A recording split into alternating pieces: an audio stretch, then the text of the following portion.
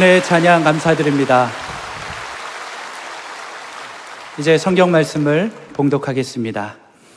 오늘 우리에게 주시는 하나님의 말씀은 구약 성경 스가랴 1장 1절에서 6절입니다. 제가 가지고 있는 성경은 구약 성경 1313페이지입니다. 주신 말씀 스가랴 1장 1절에서 6절의 말씀을 함께 교독하시겠습니다. 1절 제가 먼저 읽겠습니다. 다리오 왕 제2년 8째 달에 여호와의 말씀이 이도의 손자 베레기야의 아들 선지자 스가랴에게 임하니라. 이르시되 여호와가 너희의 조상들에게 심히 진노하였느니라. 그러므로 너는 그들에게 말하기를 만군의 여호와께서 이처럼 이르시되 너희는 내게로 돌아오라. 만군의 여호와의 말이니라. 그리하면 내가 너희에게로 돌아가리라. 만군의 여호와의 말이니라. 너희 조상들을 본받지 말라. 옛적 선지자들이 그들에게 외쳐 이르되 만군의 여호와께서 이같이 말씀하시기를 너희가 악한 길 악한 행위를 떠나서 돌아오라 하셨다 하나 그들이 듣지 아니하고 내게 귀를 기울이지 아니하였느니라. 여호와의 말이니라. 너희 조상들이 어디 있느냐? 또 선지자들이 영원히 살겠느냐? 내가 나의 종 선지자들에게 명령한 내 말과 내 법도들이 어찌 너희 조상들에게 임하지 아니하였느냐? 그러므로 그들이 돌이켜 이르기를 만군의 여호와께서 우리 길대로 우리 행위대로 우리에게 행하시려고 뜻하신 것을 우리에게 행하셨도다 하였느니라. 아멘. 사랑하는 형제자매 여러분, 코로나 바이러스의 어려움을 뚫고 이 안아주심의 본당에 나오신 여러분들을 아무도 그냥 돌려보내지 말기를 바랍니다. 하나님께서 찬양하는데 비록 내게 보이지 않아도 비록 느껴지지 않아도 하나님은 새 일을 행하시는 분이신 줄로 믿습니다. 오늘은 제가 회복의 플랫폼에 대해서 말씀을 드리는데 지금 우리가 살고 있는 이 삶의 현장 또 코로나 이 모든 바이러스 사태 이런 것들을 보면서 제가 하나 기독교 역사나 또 세계 역사를 보면 큰 질병 이후에 부흥을 주셨습니다. 유럽의 패스트의 그 참혹한 패스트 이후에 하나님께서 종교개혁의 횃불을 주신 것입니다. 부흥을 주셨습니다. 한국도 130, 140여 년 전에 선교 초기에 우리나라에 많은 질병들이 넘쳤습니다. 그래서 선교사님들이 와가지고 풍토병을 많이 앓았는데요. 그때 우리 한국에 있었던 병들이 여러분 장질부사 들어보셨어요? 그 장티푸스의 우리 한국식 병 명칭이고 또 콜레라가 뭔지 압니까? 호열자 뭐 이런 거 있어요. 장티푸스, 장질부사와 호열자가 만연한 그 어려운 시기에 그 질병의 시기에 또 스페인 독감이라고 그래서 20세기 초반에 그 큰 질병이 지나가고 난 다음에 한국에 하나님께서 큰 부흥을 허락하여 주셨습니다. 그 이유는 우리가 질병 앞에서는 우리가 다 겸손한 자가 되는 거예요. 겸손하게 될 때 하나님께서 부흥을 주실 것입니다. 저는 기도합니다. 이 코로나 바이러스 사태 이후에 우리 공동체 한국교회 다시 한번 V자 회복의 새로운 표준을 우리가 확보하게 하여 주옵소서. 그리고 저는 기도합니다. 이 코로나 바이러스 사태 기간 동안에 이 스가랴서 강해를 마칠 때까지는 주님 실제적으로 물리적인 백신도 나오게 하여 주십시오. 치유의 백신. 그리고 영적인 백신을 확보하게 하여 주셔서 이 마칠 때쯤엔 우리가 한국교회가 다 한번 잔치하면 좋겠어요. 거룩한 은혜의 잔치가 가정적으로 교회적으로 시대적으로도 일어나기를 간절히 바랍니다. 제가 지금 회복의 플랫폼이라는 말을 붙였는데 플랫폼이라는 말은 신도림역이라든지 또 서울역이라든지 사당동 같은 이 환승역 있잖아요. 그런 식으로 수많은 사람들이 이렇게 참 참여하는 어떤 환승하는 그런 운동장과 같은 개념, 또 잔치의 멍석과 같은 개념, 그리고 어떤 무슨 일을 시작할 때에 새로운 출발점과 근거지가 된다 이렇게 말씀도 할 수 있고, 이걸 좀 정리하면 플랫폼이 뭐냐면 돌아와서 회복되어 다시 시작되는 지점이 플랫폼이 되는 것이에요. 그러니까 이번 이 스가랴 강의하는 동안에 돌아와서 다시 회복되는 지점을 확보할 수 있도록 개인적으로, 공동체적으로, 시대적으로 은혜의 생태계가 확보되기를 바랍니다. 이 스가랴서를 제가 강의를 준비하면서 많은 에너지가 들었어요. 그리고 주일 낮에 이 스가랴서를 강의한다는 것은 영광이자 특권이지만 진짜 부담이구나. 왜냐하면 성도들 가운데 스가랴가 누구냐 아는 분이 거의 없어요. 예수님 제자인가. 그리고 스가랴서가 어디 있는지를 정확하게 찾는 분이 여기 많지 않을 거예요, 아마. 제가 여러분들을 너무 이렇게 그렇게 하는 겁니까? 스가랴서가 어디 있어요?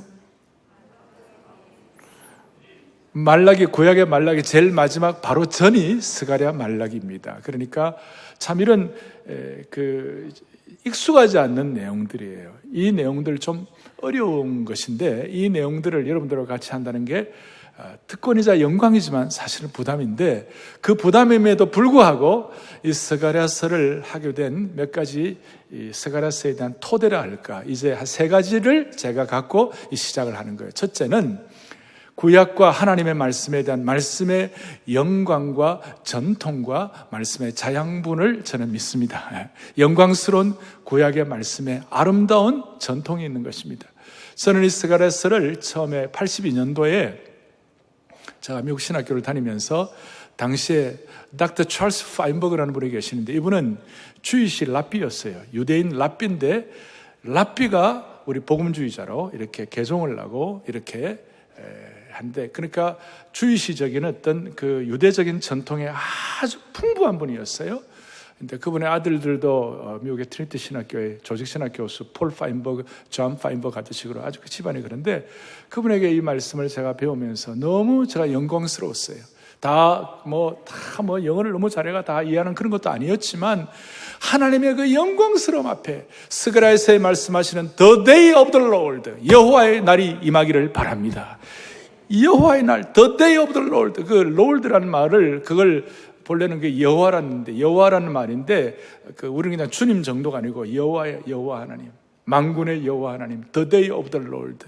그래서 제가 이 말씀을 준비하면서 하나님 아버지, The Day of the Lord, 영광스러운 하나님의 날, 영광스러운 만군의 하나님의 영광스러운 하나님의 날이 우리 온 성도들 가정마다 임하게 하여 주옵소서. 그런 어떤 아름다운 구약의 전통과 자양분이 있기 때문에 어렵지만 이걸 시작할 수 있는 계기가 되었고, 두 번째로는 우리가 지금 직면한 우리 환경 때문에, 우리가 직면한 우리 상황 때문에, 무슨 말이에요? 우리는 지금 4차 산업혁명 시대에 우리가 살고 있는 것이에요.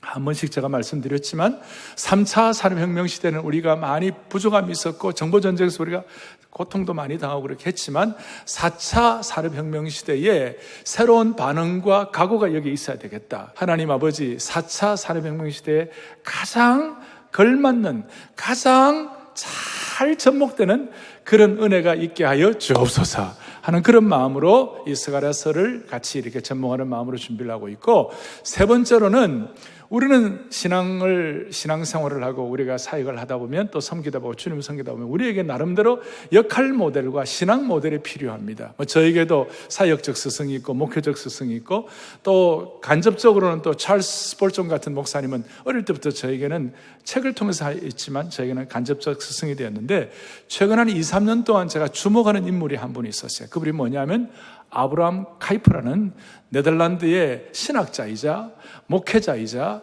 정치가이자, 그 아브라함 카이프는 네덜란드 수상을 했고 또 교육자, 화란의 제일 유명한 대학 중에 하나가 프리 유니버시티라고 있는데 자유대학을 창설한 분이고 또 그분은 언론인이고 16,800개의 아티클을 쓸 정도로 그렇게 그 언론인이었고 교육자, 철학자, 신학자, 목회자, 정치가이자 예술가였고 렘브란트를 아주 잘 아는 그런 예술가 중에 한 분이었습니다. 그러니까 이 아브라함 카이프를 통하여 네덜란드가 소위 영역 주권, 내 삶의 어느 한 곳도 하나님의 통치가 미치지 않는 곳이 없다는 그런 어떤 신학적 바탕을 가지고 네덜란드를 반석 위에 세우는 역할을 하게 되었습니다. 따라서 오늘날 진영 논리가 난무하고 우리 극복이 안 되는 이런 상황 가운데 이 아브라함 카이퍼의 어떤 신앙과 사상과 방향들이 스가랴와 함께 잘 접목이 될 때에 하나님께서 우리 개인과 우리 공동체와 이 민족을 향하여 새로운 길을 열어주실 줄로 믿는 것이에요.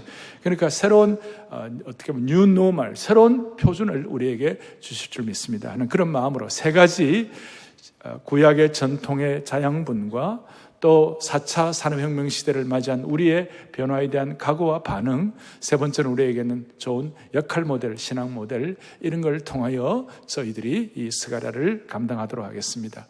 지금 4차 산업혁명 시대의 환경은 소위 인포메이션 토탈리테리아니즘 이렇게 해가지고 정보 전체 해가지고 여러분 연변 같은 데 가보면요 4, 5년 전만 하더라도 연변의 교통이 질서가 엄청 난폭하고 거기에 거칠었어요. 근데 지금은 너무 조용하고 순환양이 됐어요. 이유가 뭐냐? 중국 같은 데는 완전히 정보 전체주의가 돼가지고 조금만 교통 위반하면 바로 위에서 다 잡아가지고 바로 티켓 날리는 것이에요. 이런 상황이 되었어요. 이런 가운데서 우리가 하드웨어나 이런 것 갖고는 우리가 부족할 게 있을지 모르지만 말씀을 통한 새로운 표정과 영적 회복을 통하여 생명력 있는 사역을 통하여 이걸 극복할 수 있도록 하나님 은혜 주시기를 바라는 것이에요. 그러니까 이런 모든 현재의 상황을 뛰어넘을 수 있도록 말씀을 통하여 길을 열어 주옵소서. 자, 본문을 보도록 하겠습니다. 본문을 보겠습니다. 스가랴는 구약의 종말론이라고 불리우는 것입니다. 요한계시록처럼 스가랴는 평범한 책이 아니라 예언서입니다. 스가랴서가 신약에서 71번 인용이 되었는데 요한계시록에만 28번이 인용되었습니다. 그리고 아주 흥미로운 것, 제가 스가랴를 처음에 공부하면서 이야, 거기에 8가지 환상이 나와요. 순금등대과 환상이 나와요. 너무나도 찬란한 거예요. 그러니까 아주 흥미로운 환상이 8번 등장하는 구약의 계시록이라고 부를 수 있는 것입니다. 스가랴는 총 16장인데 여기에 예수님의 초림에서 재림에게까지 소위 예수님의 예언의 정수를 보여주는 책이라고 할 수 있어요. 그래서 구약에서 메시아 예언의 정수를 담은 책이다 이렇게 말하는 것이. 신학자들은 우리가 스가랴서를 주로 소선지서 이런 얘기를 하죠. 요즘은 12선지서 이런 얘기를 하는데 소선지서 12선지서 가운데 가장 신비한 책이다 이렇게 평가를 합니다. 16장에 불과한 스가랴서이지만 그 속에는 예수님께만 집중하는, 예수님의 이름이 여호와의 천사로 나오기도 하고 이런 거 있는데 예수님께만 집중하는 기독론, 소위 기독론, 두 번째로는 이 스가랴서에는 교회의 회복을 통한 교회론, 그리고 세 번째로는 인류의 종말론, 인류의 종말이 어떻게 될까 하는 종말론이 담겨 있는 것이에요. 스가랴서의 기독론, 교회론, 종말론이 담겨 있는 것입니다. 스가랴라는 이름은 구약에 자주 등장하는데 이 이름을 가진 동명이인의 이름이 27명 정도가 나옵니다. 그 이유는 스가랴라는 이름이 뜻이 좋아가지고 스가랴, 영어로는 제크라이아 그러는데 이 제크라이아라는 이름이 하나님이 기억하신다. 하나님이 기억하신다. 그래서 제가 이 스가랴 이름 맞추고 난 다음에 아이들 이름을 스가랴로 짓는 사람도 나오지 않을까 이런 생각하는데요. 우리식으로 말하면 예수님의 은혜, 예언 이런 식의 이름이 되겠죠. 그래서 저는 스가랴의 말씀을 듣는 가운데 다시 한번 하나님이 우리를 기억해 주시기를 원하는 것입니다. 1절에 보니까 스가랴는 이또의 손자 베라가의 아들이라고 나왔습니다. 그의 할아버지 이또는 바벨론 포로기를 살았고 아버지는 포로기와 포로 귀한 시대를 살았습니다. 그래서 첫 번째 우리가 생각할 것은 스가랴를 정리하면 스가랴는 회개와 회복에 대한 책이다. 회개와 회복에 대한 책이다. 아주 실제적인 회개에 대한 책이다. 무슨 말이냐면 스가랴의 회개는 옛날 얘기를 하는 것이 아니라 현재의 회개를 말하는 것입니다. 이스라엘 백성들이 70년 포로 생활 이후에 귀환해가지고 이제 스룹바벨 성전을 짓기를 시작하는데, 성전 건축을 방해하는 세력들이 있었습니다. 예컨대 사마리아 사람들이에요. 산발락과 도비아 이런 사람들이 아주 악하게 건축을 방해해가지고 그 건축을 하다가 16년 동안 성전 건축이 중단이 되었습니다. 그 건축 중단이니까 아주 낙심이 되어 있었어요. 건축 중단이 16년 동안 이어지니까 그것에 익숙해져 가지고 하나님의 집 재건보다도 자신의 집들을 꾸미는 것에 마음이 빼앗겨 있는 그런 상황이 되었어요. 그리고 이 스가랴 시간 때 똑같이 동일하게 그 같은 기간이 학개서예요. 학개서와 스가랴서. 학개서와 스가랴서는 2달 차이에요. 학개서 1장 1절과 스가랴 1장 1절이 비슷한데, 스가랴 1장 1절에 나오는 것과 학개서가 비슷한데 좀 이렇게 말할 수 있어요. 외부적으로 학개는 성전을 건축하고, 그 다음에 내부적으로는 스가랴를 통하여 내적 부흥을 갖게 하셨다, 이렇게 생각할 수 있어요. 스가랴를 통해서 부흥과 회복에 대한 하나님의 심정을 보여주시고, 특별히 영광스러운 말씀한 8가지 환상을 통하여 큰 그림과 격려를 해 주신 것입니다. 이제 오늘 요절을 보겠습니다. 오늘 1절부터 6절까지의 요절은 3절이 되겠습니다. 3절을 우리가 또박또박 같이 말씀을 봉독하도록 하겠습니다. 3절을 보겠습니다. 그러므로 너는 그들에게 말하기를 만군의 여호와께서 이처럼 이르시되 너희는 내게로 돌아오라. 만군의 여호와의 말이니라. 그리하면 내가 너희에게로 돌아가리라. 만군의 여호와의 말이니라. 아멘. 오늘 이 3절에 돌아오라는 말이 2번 반복이 됩니다. 그리고 4절과 6절에서 또 돌아오라는 말을 반복하고 있습니다. 짧은 6절 우리 본문 가운데서 돌아오라는 말이 4번이나 강조하고 있습니다. 무슨 말입니까? 하나님은 오늘 스가랴를 통하여 현재 이 시점에, 2020년 이 코로나 바이러스 이 시점에 저와 우리 온 성도들을 향하여 말씀하시는 거예요. 너희들은 돌아와야 한다. 돌아와야 회복될 수 있다. 나는 너희들이 정말 돌아오는 것을 원하고 있다. 돌아오라. 이 돌아오라는 이 말씀 안에는 아주 복음의 신비가 담겨 있어요. 어떻게 보면 돌아오라고 말씀하시지만 크게 보면 하나님이 우리 심령 속에 이미 돌아와 계시는 것이에요. 여기에 복음의 신비, 보혈에 뿜어나오는 신비가 담겨 있어요. 무슨 말이냐면 하나님이 우리 속에 이미 돌아와 계시기 때문에 우리는 예수 그리스도를 구세주와 주님으로 영접하게 된 것입니다. 보혈의 능력이 우리에게 임함으로 말미암아 하나님이 우리 속에 들어와 계시기 때문에 우리가 예수 그리스도를 구세주와 주님으로 영접하는 역사가 일어나게 된 것입니다. 그런데 문제는 우리의 삶의 현장에서 매일매일 경험하고 닥치는 상황 가운데서 우리가 할 일은 뭐냐면 이미 돌아와 계시는 하나님을 통하여 우리가 주님 앞에 돌아왔지만 우리는 매일매일 또 주님 앞에 돌아가야만 하는 것이에요. 매일매일 이미 하나님은 우리에게 돌아오라는 초청장을 통하여 이미 우리가 주님 앞에 구원의 은혜를 받고 보혈 신학의 은혜로 우리가 주님 앞에 은혜를 받았지만 우리 편에서 볼 때는 지속적으로 주님께 매일매일 돌아가야 되는 것이에요. 이미 돌아온 선물을 우리가 받았지만 신앙생활의 성숙을 위하여 우리가 주님께로 지속적으로 돌아가야 하는 이 역동적인 관계, 이 둘 사이가 아주 독특한 역동적인 관계가 있다는 것이. 그런데 한 가지, 돌아오되 전제 조건이 있는 것이에요. 그 전제 조건이 뭐냐 하면 그것이 바로 4절이에요. 돌아오되 어떻게 돌아와야 되는가? 4절을 다시 한번 같이 보겠습니다. 너희 조상들을 본받지 말라. 옛적 선지자들이 그들에게 외쳐 이르되 만군의 여호와께서 이같이 말씀하시기를 너희가 악한 길 악한 행위를 떠나서 돌아오라 하셨다 하나 그들이 듣지 아니하고 내게 귀를 기울이지 아니하였느니라. 여호와의 말이니라. 아멘. 무슨 말이에요? 전제 조건이 뭐냐면 조상들을 본받지 말라. 조상들의 불순종을 본받지 말라. 조상들의 죄악에서 떠나라. 조상들은 내 말에 귀를 기울이지 않았다. 자, 이걸 제가 보면서 그 당시 이 이스라엘 백성들의 조상들이 하나님 불순종한 것이 얼마나 잘못한 것이 많았는지, 그 조상들의 불순종 때문에 바벨론의 침략이 있었고 그 이스라엘 민족이 포로가 되었고 성전이 폐허가 된 것입니다.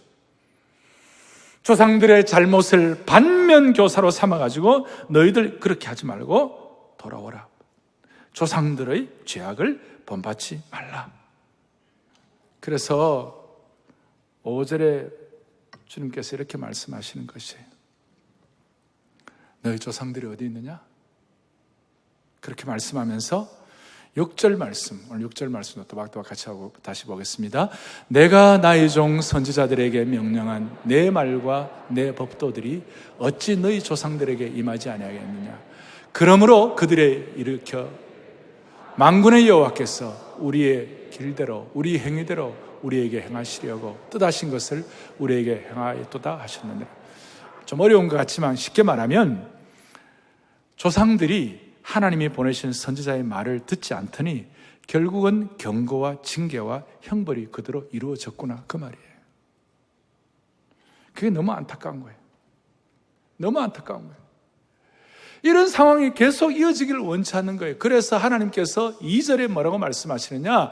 여호와가 너희 조상들에게 심히 진노하였느니라. 그래서 심히 진노하였느니라. 여러분, 하나님이 뭐가 안타까워서 심히 진노하겠어요?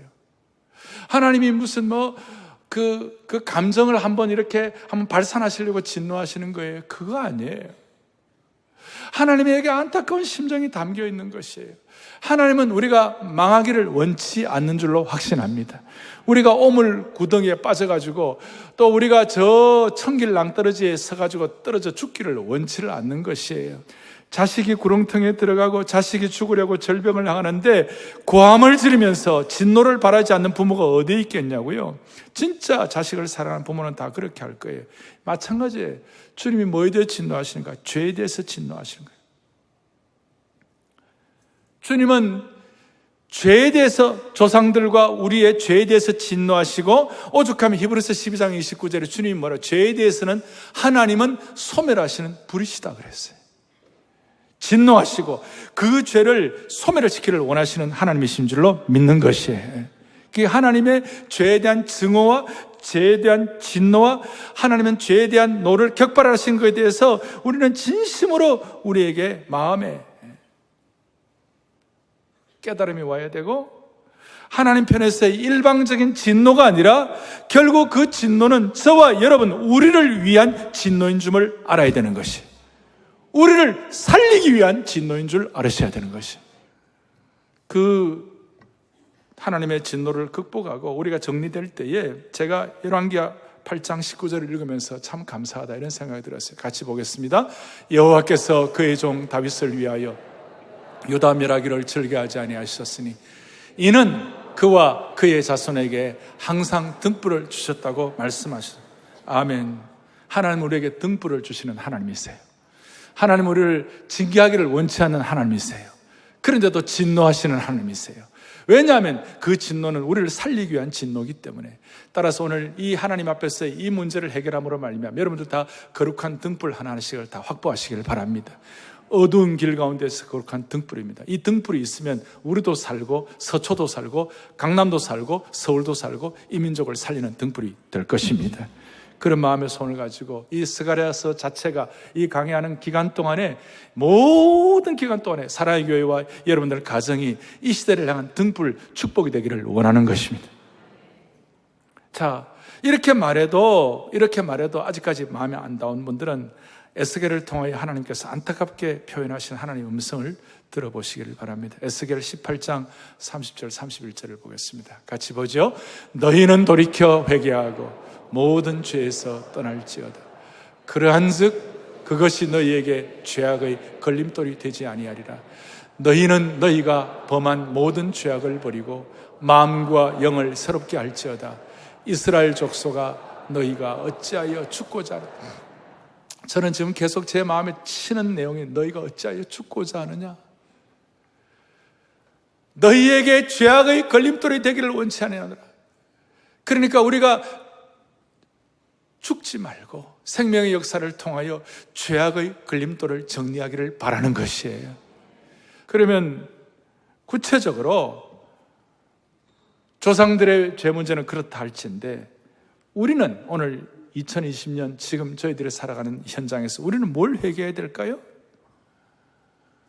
우리가 드러나는 어떤 세상의 어떤 그런 범죄 이런 거 아니라 할지라도 우리가 뭘 회개해야 될까요? 모든 분들에게 다 있어야 회개할 것들은 뭘 회개해야 될까요? 예수 그리스도가 내 삶의 전 영역에서 주인되지 않으시는 것, 예수 그리스도가 내 삶의 전 영역을 지배하지 않는 것을 회개해야 되는 것이에요. 이게 무슨 뜻인가? 오늘 1절을 다시 보겠습니다. 다리오 왕 제2년 8째 달에 이렇게 나와 있습니다. 이 다리오 왕 제2년이라는 것은 오늘 스가랴 1장 1절도 그러고 아까 외부적인 성경 요청에 학개서 1장 1절도 이렇게 나와 있어요. 다리오 왕 제2년 6째 달에, 학개와 스가랴는 2달 차이에요. 여기에 뭘 말하는가? 그 시기는 다리오 왕 치세, 다리오 왕 통치, 다리오 왕의 연대표 시기였다는 것입니다. 그런데 그는 이스라엘 백성들 입장에서는 너무나 비참한 것이었어요.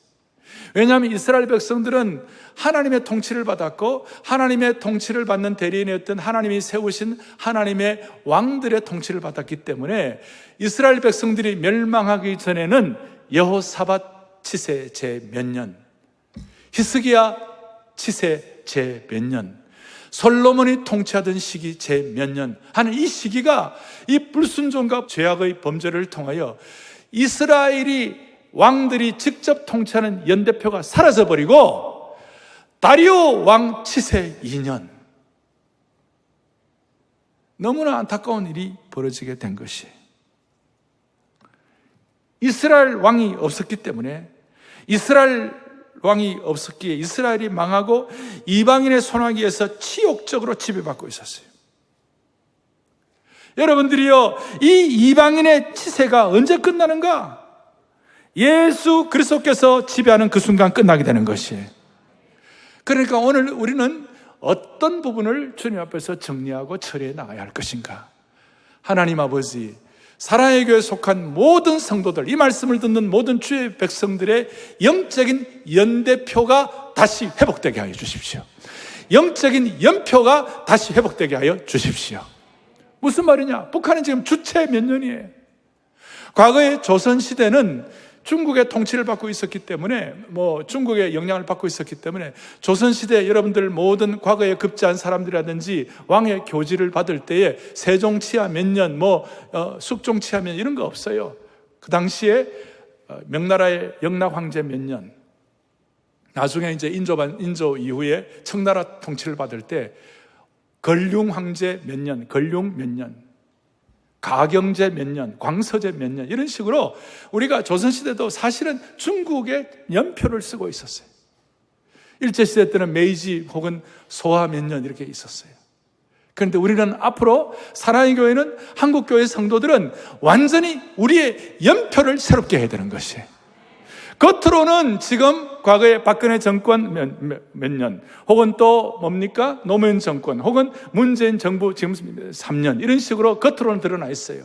또 트럼프 치세 지금 4년, 시진핑 10년, 이런 식으로 다 있지만, 여러분, 그것은 하나님 나라의 연표에 비하면 그것은 참고 자료에 불과할 뿐이에요. 겉의 형식에 불과할 뿐이에요. 우리는 하나님 나라 연표의 밑에 있는 사람들이에요. 우리는 하나님의 연대표, 하나님의 치세에 있는 하나님의 백성인 줄 아셔야 되는 것입니다. 저는 어릴 때부터 저희 부친께서, 현아, 너는 절대적으로 무슨 이렇게 사인하고 기록할 때에 그냥 2020년 몇 월 며칠 이래 쓰지 마라. 제가 이런 스가랴서를 시작하면서 이런 말씀을 진지하게 들은 이유는 단순히 주어가 아니라 우리는 하나님의 통치와 하나님의 영역 주권 아래에 있다는 것을 말씀을 드리는 것이에요. 다시 말씀드립니다. 트럼프 4년, 문 대통령 3년, 시진핑 10년, 엄격하게 얘기하면 그게 아니고 주후 2020년이 되는 것입니다. 주후. 이것이 우리의 신앙의 플랫폼이 되었으면 좋겠습니다.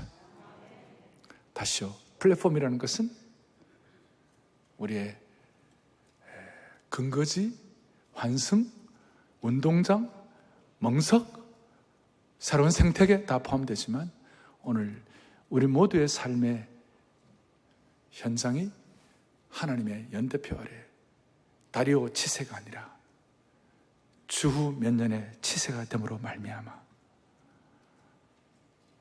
하나님이 우리를 지배하시는 영역 주권의 눈이 열리기를 바랍니다. 그래서 이 영역 주권으로 주어를 쓰면 무슨 일이 일어날까요? 이게 이제 중요합니다. 예수 그리스도의 지배를 위하여 우리가 회개해야 하는데 영역 주권으로 주어를 쓰면 무슨 일이 일어날까요? 오늘 1절에 다리오 왕 제2년이 아니라 이제 우리가 주가 되면 여호와의 말씀이 선지자 스가랴에게 임하니라 그랬습니다. 하나님의 살아있는 말씀이 임하는 것입니다. 하나님의 말씀이 임한다는 이 차원은 과거에 사무엘 시대 때 엘리 제사장이 있었는데 엘리 제사장 시기에는 말씀이 희귀하였더라라는 내용이 있어요. 말씀이 없었어요. 말씀의 임재가 없었어요. 그것과 비교해가지고 여러분들이 확인하면 될 것 같아요. 자, 하나님의 연표에 있는 하나님의 백성들에게 스가랴에게 여호와의 말씀이 임한 것처럼 살아계신 하나님의 말씀, 직접 지금 우리를 임재하시는, 직접 우리를 기름 부으시고 새롭게 하시는 하나님의 말씀이 임하기를 바라는 것이에요. 그게 구체적으로 어떻게 되어 있는가? 이렇게 하나님 말씀이 임할 때에 스가랴에서 자주 나오는 내용이 뭐냐면 만군의 여호와가 이르노라 그렇게 했어요. 3절에도 보니까 뭐라고 나와 있습니까? 3절에 보니까 그러므로 너희에게 그들에게 말하기를 만군의 여호와께서 이처럼 이르시느니라. 만군의 여호와의 말이니라. 만군의 여호와. 3절에만 3번이 나와요. 3절에만 3번. 이 만군의 여호와라는 말, 저는 우리 파인버그 교수님하고 말씀을 공부할 때 만군의 여호와라는 말을 가지고 1시간을 냈어요. 만군의 여호와, The Lord of Hosts라고 HOSTS인데 만군의 여호와라는 말은 큰 군대의 왕이시다. 그 천사의 이 영계의 천계를 다 지배하시는 하나님이시다. 큰 군대의 영광스러운 존귀하시는 하나님이시다. 그러니까 여러분들이요, 이 여호와의 말씀이 임하는 곳마다 하나님이 우리의 삶에 만군의 여호와가 되어 주셔서 우리의 삶의 영적 전쟁을 앞서 인도해 주시는 것이에요. 그래서 만군의 여호와라는 말이 구약에 261번이 나와요. 만군의 여호와라는 말이. 구약이 929장인데 261번이 나오는데 스가랴서에만 만군의 여호와라는 말이 53번, 53번이 나와요. 그러니까 구약의 929장인데 스가랴는 16장이면 1.5% 정도밖에 안 되는데 만군의 여호와라는 말이 여기에는 거의 20%가 되는 거예요. 구약에. 여호와의 말씀이 임하니까 만군의 여호와의 사역이 강력하게 펼쳐지게 되는 것입니다. 할렐루야. 오늘 만군의 여호와의 능력이 우리의 삶과 인생을 압도하기를 바랍니다. 여호와의 말씀이, 만군의 여호와의 말씀이 임하는 순서가 있습니다. 먼저는 선지자에게, 그 다음엔 지도자들에게, 그 다음에는 백성들에게. 오늘 만군의 여호와의 말씀이 목회자에게, 우리 교회 순장님들에게, 말씀을 가지고 영혼을 섬기는 주의 백성들에게, 그리고 그 만군의 여호와의 말씀이 임함으로 말미암아, 그들에게 임함으로 말미암아 우리 집안에 있는 모든 자녀들과 우리 순원들과 우리 온 교우 성도들에게 이 만군의 여호와의 말씀이 임하기를 바라는 것입니다. 그리고 스가랴의 모든 환상들은 이제 만군의 여호와의 말씀이 먼저 임함으로 말미암아 시동이 걸리는 것이에요. 엔진이 걸리기 시작하는 것이에요. 스가랴에 나타난 수많은 환상들과 영광스러운 만군의 여호와의 말씀이 여러분들에게 깨달아짐으로 말미암아 여러분들의 삶의 회복의 차에 엔진이 시동이 걸리기를 바랍니다. 엔진이 가동되기를 바라는 것이에요.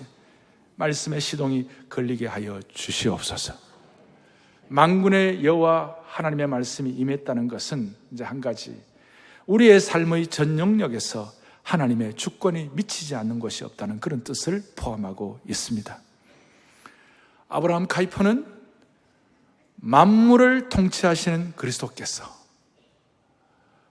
인류가 존재하는 모든 삶의 영역들 중 자신의 것이 아니라고 말씀하시는 영역은 단 한 평도 없다 그랬어요. 모든 영역에서 하나님의 통치와 주권이 임한다는 것입니다. 우리의 삶에서 손톱만한 영역조차도, 한 뼘조차도, 1인치조차도 하나님께서 통치하고 계신다는 것입니다. 그런데 이게 왜 이렇게 이게 소중한가 하면, 하나님의 영역 주권과 통치에 관해서 하나님은 어떤 이분법적 논리도 작동되면 안 된다는 것이에요. 예를 들어서 신앙 좋다는 분들이 99%는 하나님의 영역이지만 1%는 내 영역입니다. 이런 것들이 은근히 저와 여러분 모두에게 다 자리 잡고 있는 것이에요. 그런데 주님은 아니야. 우주 속의 단 한 평도 하나님의 통치와 주권을 벗어나는 것은 없어. 이걸 가슴에 새기면서 스가랴의 엔진과 시동을 걸게 될 때에 다시 얘기합니다. 정보 전체주의가 아무리 막강하다 할지라도 큰 군대를 통치하시는 하나님의 능력이 우리의 삶에 임할 때 하나님이 반드시 역사해 주시리라고 확신합니다. 그리고 이것은 어떤 우리 마음만 회복되는 것이 아니고, 스가랴 1장 17절인데요. 같이 한번 보고 마무리하겠습니다. 또 보겠습니다. 그가 다시 외쳐 이르시기를 나의 성읍들이 넘치도록 다시 풍부할 것이라. 여호와가 다시 시온을 위로하여 다시 예루살렘을 택하리라 하라 하니라. 아멘. 어떤 영적인 부분까지 뿐만 아니라 나의 성읍들이 넘치도록 다시 풍부할 것이라. 지역적인 회복, 국가, 도시, 성읍, 시티, 모든 지역들이 회복되는 축복을 주십니다. 한국과 이 지역을 주님 회복시켜 주시옵소서. 그런 마음으로 제가 이번 주제가를 옛날에 할렐루야 할렐루야 이 찬송이 있는데요, 거기에 돌아오면 회복되리 돌아오면 회복되리, 모든 삶의 영역에서 주님 통치 이루어지리, 이런 주제가를 앞으로 할 것이고, 예수님 임재하소서, 예수님 지배하여 주십시오, 이런 참 마음의 소원을 가지고 그렇게 마음을 모아 주님 앞에 올려드리는 그런 주제가를 집중할 때 하나님께서 우리의 삶, 우리의 인생, 우리의 말씀이 회복에 대한 플랫폼의 출발점으로, 또 함께 참여하는 운동장으로, 또 새로운 표준으로 만들어 주시리라고 믿습니다.